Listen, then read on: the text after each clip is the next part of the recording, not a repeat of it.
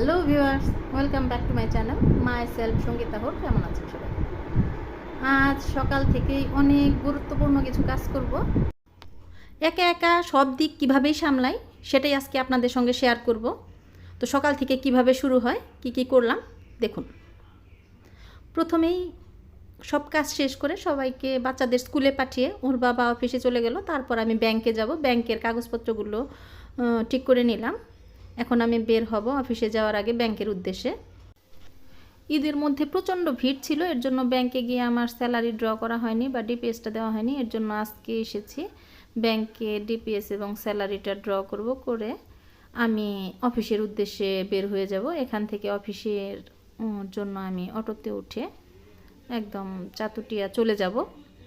অফিসে গিয়ে অফিসের কাজকর্ম শেষ করে আবার আমাকে বের হতে হবে একটু শপিংয়ের জন্য, মার্কেটে যাব। তো আমি অফিসে গিয়ে অফিসের কাজকর্মগুলো গুছিয়ে নিলাম, এরপর আমি বের হয়ে যাব। বের হয়ে আমি প্রথমে অটোতে উঠব, অটোতে উঠে তারপর আমি গোপালপুরের দিকে রওনা হব। গোপালপুর গিয়ে আমাকে যেতে হবে দোকানে গিয়ে আমার কিছু কেনাকাটা আছে। ঈদের আগে যে সমস্ত কেনাকাটাগুলো করা সম্ভব হয়নি, কারণ প্রচণ্ড ভিড় ছিল।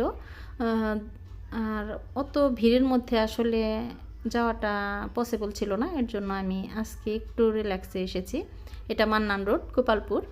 তো আমি প্রথমেই মান্নান রোডে গিয়ে যাব আরএফএলের দোকানে। এখানে আমার কিছু কেনাকাটার করার আছে।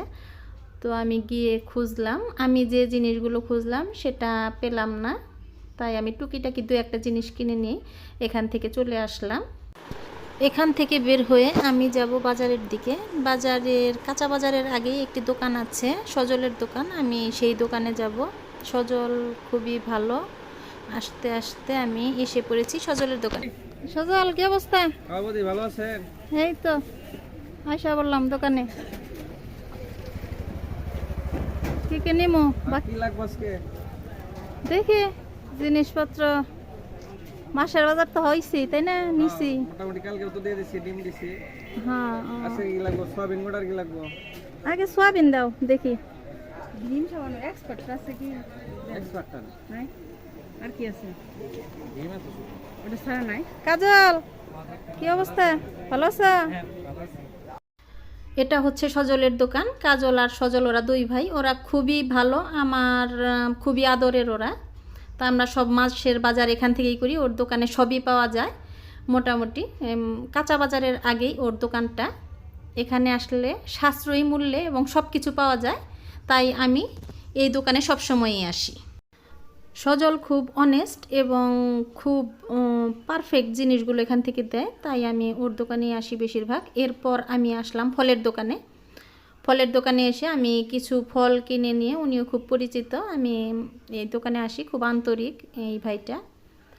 তাই আমি এখান থেকে খুব বেশি কিছু কিনবো না, হালকা কিছু ফল কিনে নিয়ে আমি বের হয়ে যাব এখান থেকে। এখান থেকে যাব আমি একটু কাপড় চোপড়ের দোকানে। এখানে এসে আমার মেয়ের জন্য, আমার রাফ ইউজের জন্য কিছু কাপড় চোপড় দরকার।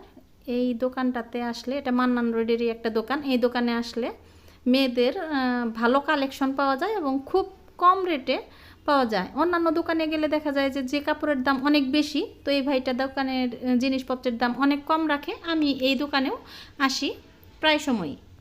তো আমার এসেই দুইটা ড্রেস পছন্দ হলো, তো মেয়ের জন্য দুটো জামা এবং প্যান্ট নিয়ে আমি তাড়াতাড়ি চলে গেলাম বাসার উদ্দেশ্যে। প্রচণ্ড গরম পড়েছে, গরমে এত অস্থির লাগছে যে আমার মানে অসুস্থ লাগছে। আমি গিয়েই তাড়াতাড়ি একটু জল খাবো চিন্তা করলাম, কিন্তু জগ একদম খালি।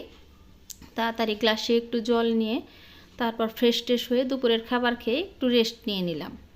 রেস্ট নিয়ে বিকেলে ছেলে তো কান্নাকাটি শুরু করেছে।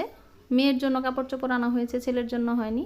তো ভাগ্যক্রমে ওর বাবা দেখি ছেলের জন্য একসঙ্গে অনেকগুলো জামা কাপড় নিয়ে আসছে, 3-4টা শার্ট, 4টা প্যান্ট। তো এগুলা পেয়ে ছেলে তার দুঃখ ভুলেছে, সে এখন ট্রায়াল দিচ্ছে শার্ট প্যান্ট পরে পরে। তো যাক, একটা যন্ত্রণা থেকে বাঁচা গেল, খুব খুশি হয়েছে। ছেলের বাবা তার জন্য জামা কাপড় এনেছে, কাজেই মোটামুটি 3 জনের জন্য জামা কাপড় কমপ্লিট, শুধু আমার জন্যই কিছু কেনা হয়নি। এটা আবার আমি বলেছি যে আমার জন্যই কিছু আনা হয়নি, আর সবার জন্যই কেনা হয়েছে। যাক, এইভাবে মোটামুটি বিকেলটা বেশ ভালোই কাটলো। এরপর আমাদের এখন চা নাস্তা খাওয়ার পালা। চায়ের সঙ্গে আজকে আছে চা, ময়মনসিংহের বিখ্যাত বাকরখানি। বাকরখানিটা খুবই টেস্টি, আর তার সঙ্গে আছে ঝুরি, 2 রকমের ঝুরি। তো ভিউয়ার্স, আজ এ পর্যন্তই। সবাই ভালো থাকবেন, সুস্থ থাকবেন। চ্যানেলটি যারা সাবস্ক্রাইব করেননি সাবস্ক্রাইব করবেন, পাশে থাকা বেল আইকনটি ক্লিক করে দিবেন, আর কমেন্টসে জানাবেন ব্লগটি কেমন লাগলো। আবারও দেখা হবে নতুন কোনো ব্লগে। ধন্যবাদ।